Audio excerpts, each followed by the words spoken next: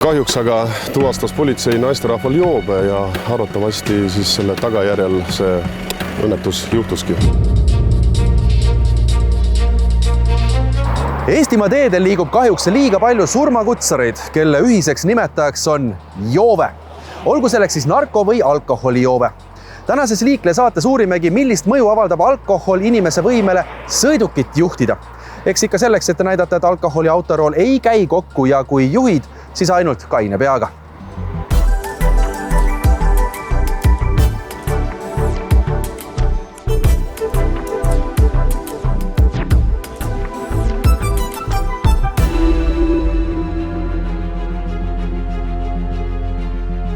Kahjuks ei möödu päevagi, kui Eestimaa teedelt ei tabata mõnda roolijoodikut.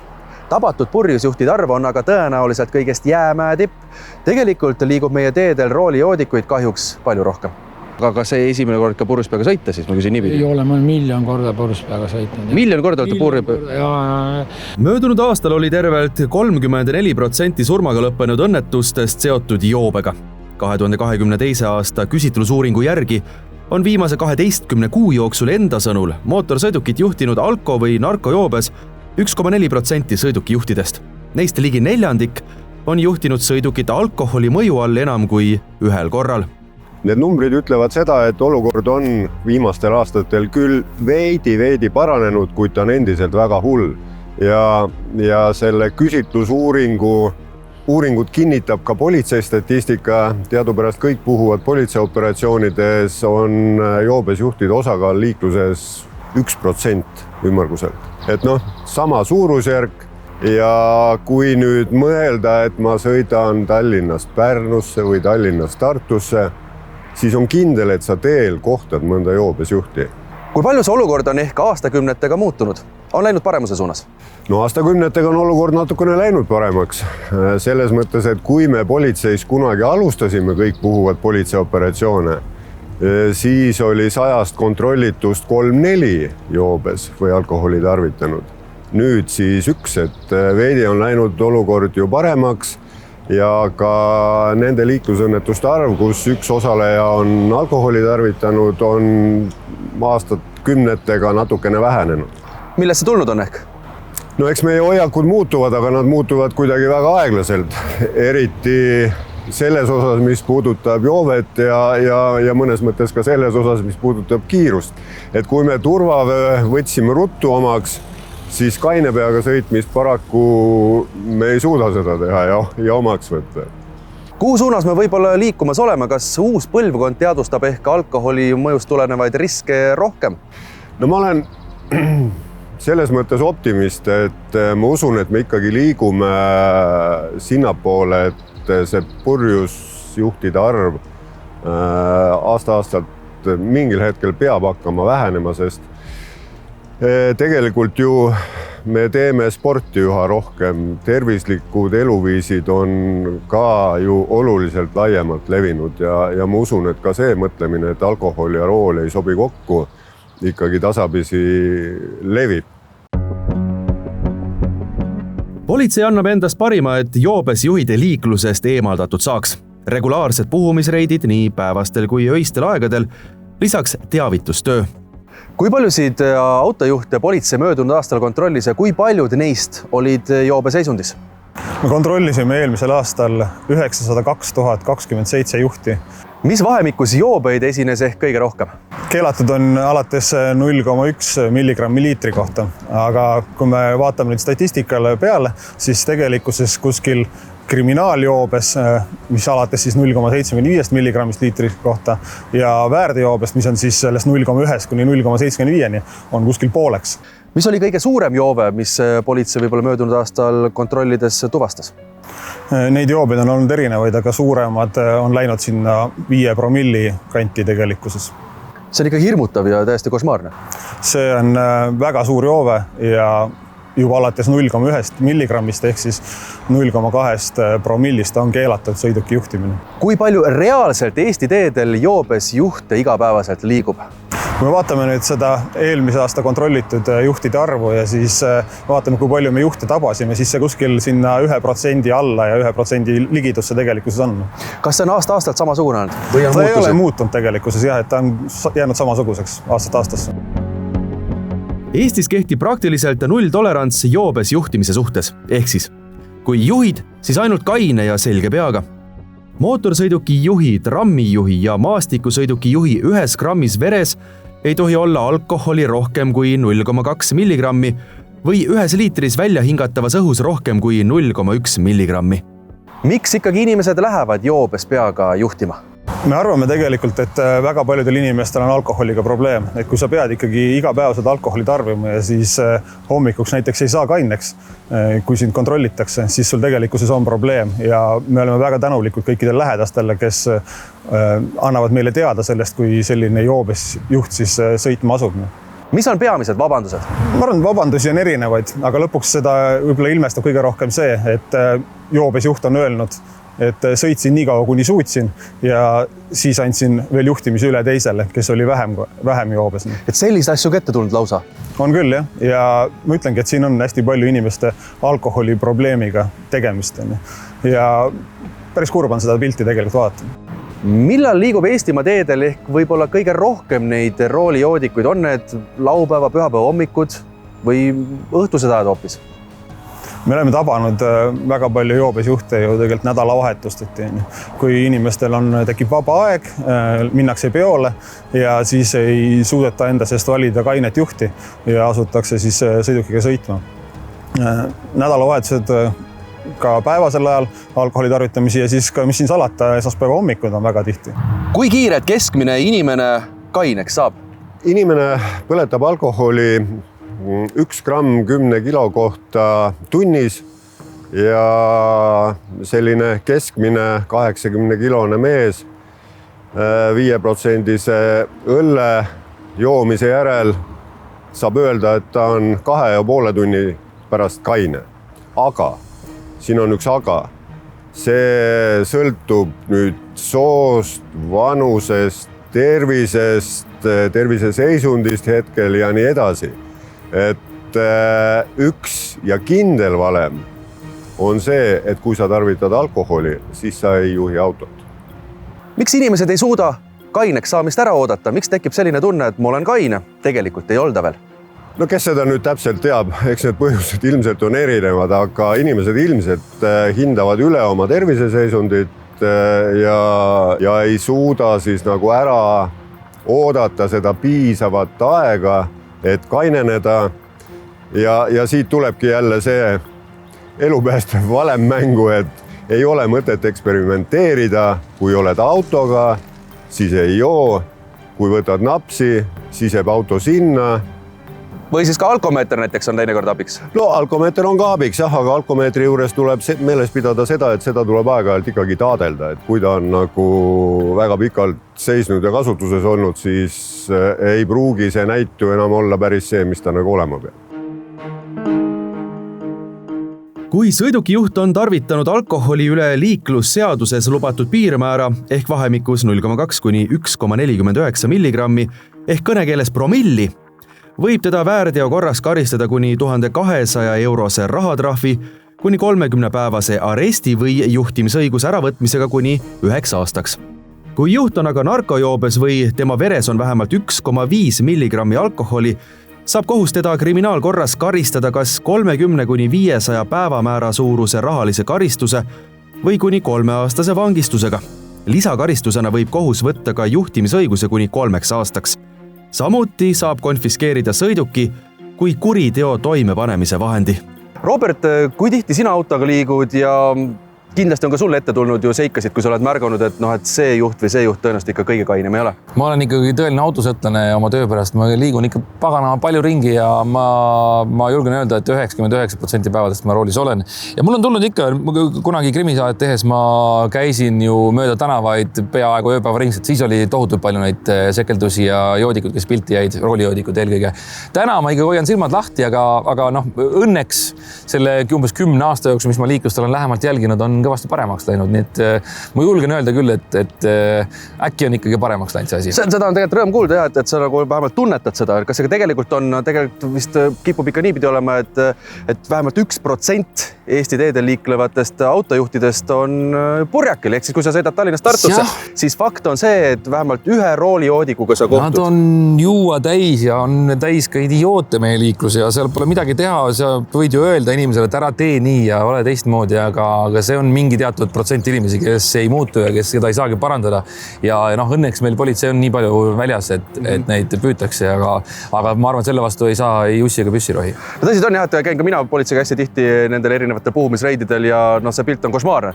On olnud vist mulle viimase 3 aasta jooksul üks vist politseireid, kus vist ei jäänud ükski nii-öelda vahele, me ei tabanud, aga samas teisel õhtul on mingi 17. Ja siis sa hoiad peast kinni, mõtled niimoodi, et samamoodi sõidan mina, minu vanemad sõidavad, mu sõbrad tuttavad sõidavad samu neid teid pidi ja siis liiguvad sellised inimesed. Ja ei ole nagu mudajoodikud, vaid on ikkagi nagu inimene, kes on täiesti normaalne ja ta on teinud siukse rumala vea ja kui sa küsid põhjuste käest, no siis ega ta ei oskagi midagi öelda, läks nii. Jah, võtsin 2 õllet, ei uskunud, et veel täna hommikul olen, on ju.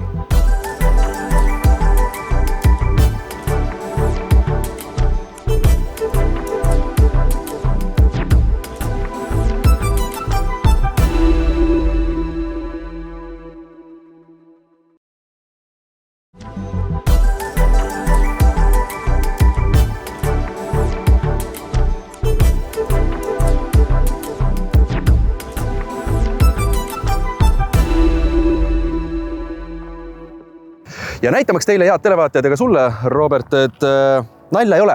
Ja. Et kui ikkagi jood, siis autorooli ei istu ja mul on siin kaasas sellised promilliprillid. Need on umbes sellised 1,3 kuni 1,5 promilli. Olenemalt muidugi, eks inimesel see promill on ka, kuidas kellelgi. Mõni mees on ka 2-promilliselt täiesti suudab artikuleerida ja kõndida, teine jällegi laulda ka veel on ju. Eks see ongi lauluõliks, seda nimetatakse vahepeal. Aga nüüd näitame, et mida see erinev siis see joobeaste meiega nagu teeb ja et kuidas see mõjutab siis meie sellist koordinatsiooni, tasakaalutunnetust ja ka selliste reaktsioonikiirust. Et alustame, Robi, selles mõttes, et see on vaata ideaalsed valged jooned on maas. Jah. Et vali, mööda nööri pean käima, jah. Kumba tahad? Ma tahan sinu joont, see tundub sirgem. Ja see palju ilusam. Ja panen prillid ette, jah. Pane prillid pähe, siis vaatame, kuidas see asi välja. Oi, see joon muutus selliseks hüperpool, parapool. Et sirgest on asi kaugel või? Sirgest on asi kaugel, jah. Ma olen otse tõenäoliselt praegu. Ei, oot. Nii. Ma hoian seda joont ühes samas kohas. Nii, nüüd on lõpp, ma näen sinna. Selles mõttes, et... Ei olnudki väga palju mööda või? Selles mõttes, et sa küll vahepeal niimoodi taarusid mööda, aga sa üllatasid mind. Sa oleks nagu varem teinud seda. Oli päris sirgelt, jah? Selles mõttes, aga näha oli see, et sa olid praegu ju krampis. Ma korrigeerisin. Sa olid krampis, sa kogu aeg üritasid, et kus nüüd siit niimoodi läheb, aga purjakil inimene, kes ongi sellises, ütleme, sellises õrnas joobes, tema arvab, et ta on ju täiesti kaine. Et mina tean ja oskan ja kõik, aga tegelikult ei. Kas me võime trikida? Ma prooviks korra, ma tulen natuke kiirema sammuga. Lähen, jah? Oot. Nii. No kuidas oli? Sa tulid 2 joone vahelt. 2 joone vahelt? Sa tulid 2 väljaku vahelt täpselt.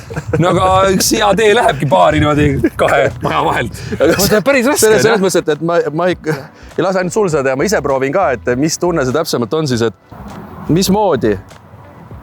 Kusjuures, Robi, müts maas ühes, kuidas üldse liikuda said? Ja ma praegu ei mängi. Kuidas sa nii kiiresti nendega liikuda said? Sa vist lõpeb ära siin, on ju? Jaa, lõpeb siin ära, jah. No sa nagu kartsid oma elu pärast. Ma olin, tead sa tunnet, vaata, kui sa oled VR-prillidega, virtuaalreas prillid ja kui sa oled kuskil mägironija ja sa vaatad ülevalt alla, mul oli täpselt selline tunne praegu, et ma kohe kukun kuskile. Hirmutav, ütleksin mina, sest et veider isegi tagasihoidlikult minu vaatenurgast, sest et ma tõesti kartsin ja mul oli selline tunne, et ma hakkan nagu ära vajuma kuskile. Teine katse, tennispallide püüdmine, Robil on promilliprillid peas, näed, mitut palli näed? Niimoodi 1, 2, 3, 4, 5, 6 palli. Ahah, väga õige, 6 palli meil ongi, me hakkame kohe neid palle sulle viskama, püüa siis kinni püüda. Ja, kui sa mõne kätte saad, siis on see võimas, sest et tegelikult see mingi detaili püüdmine on täiesti nagu võimatu, nii. No aga sa nägid niimoodi liikumist midagi, jah? Ma nägin liikumist loomulikult, aga ma ei olnud väga lähedal või? Ahah, nii. sa oled jube osav sellest kuidagi. Oota.